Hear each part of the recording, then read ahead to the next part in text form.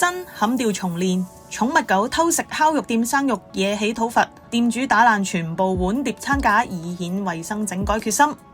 未起筷就有神秘顧客幫你試味。事發喺6月6號夜晚，湖南一間烤肉店有隻寵物狗將餐架上未燒嘅生肉逐件打包落肚。最神奇係成個過程足足10幾秒，現場居然冇人有反應。唔少網民睇到眼火爆，質疑點解可以任由寵物進入餐廳，直呼衛生堪憂。呢隻咁可愛嘅白色比熊犬，明明條頸綁住鮮黃色嘅狗帶，擺到明係有主人帶住嘅，點解好似冇主人制止住呢？涉事比熊犬嘅女主人當時以拎紙巾為由，避開門口告示帶狗狗進入餐廳，而當時正值晚餐高峰時期，員工忙到踢晒腳，根本冇人留意到。就喺佢行開去廁所嘅2分鐘期間，呢隻比熊犬隨即精準鎖定隔離台放喺餐架最底層一盤價值86蚊嘅澳洲谷字牛小排。事後門店負責人已經即時向受影響食客鞠躬致歉，並且送上免單、現金補償兼送套餐券3重安撫方案。至於女狗主亦承認自己有所疏忽，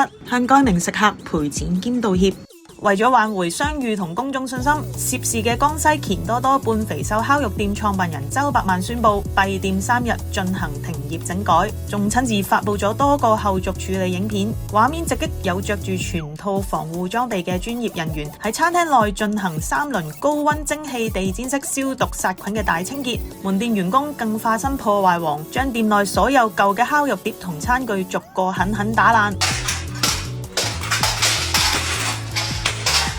連平時用嚟放食物嘅木架都一律冇放過，全數銷毀，實行真正嘅砍掉重練。門店負責人仲展示埋新入貨嘅圓形不鏽鋼碟，希望釋除顧客疑慮，更表示下一步將會啟用店外寵物狗臨時安置區，除咗導盲犬之外，其他寵物狗一律都唔允許進店。呢次無妄之災令鋪頭損失慘重，店方估計停業期間嘅營業額、全套換新餐具、專業消毒殺菌清潔，直接嘅經濟損失高達43000蚊人民幣。不過講起寵物入餐廳呢個問題，香港最近都有新動向。食環署早前接受食肆申請放狗入內，首階段嘅1000個名額已經吸引咗超過2000間餐廳爭抽籤，預計喺今年7月將會推行。屆時獲批嘅食肆必須貼出歡迎狗狗標示。不過署方一早指明細鋪頭、火鍋店同埋好似今次出事嘅烤肉店，通通都冇得申請。雖然香港未來會放寬，但最重要嘅都係睇主人嘅自律性。各位無家長出街食飯，真係要好好睇實自己嘅主子。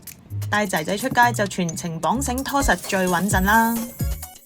Techline 繼續同你 tag 進香港至 hot 話題，睇完記得 comment、like、share 同埋 subscribe。我哋需要你嘅支持，更需要你嘅消息。有料即爆 ，WhatsApp 報料熱線91060617。